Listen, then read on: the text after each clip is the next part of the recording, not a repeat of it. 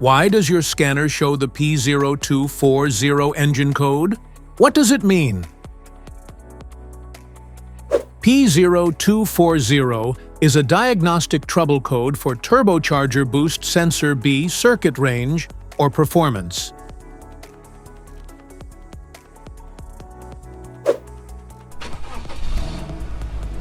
This engine code indicates that this means the engine control module, ECM, has detected a problem with the boost pressure sensor for the turbocharger, such as incorrect readings or a faulty component. Under this circumstance, short-distance driving is permitted, but your vehicle should be repaired as soon as possible.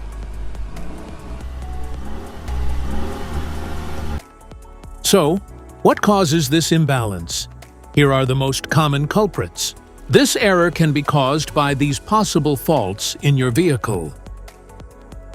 Faulty boost pressure sensor, contaminated sensor, damaged wiring or connectors, turbocharger issues, exhaust system problems.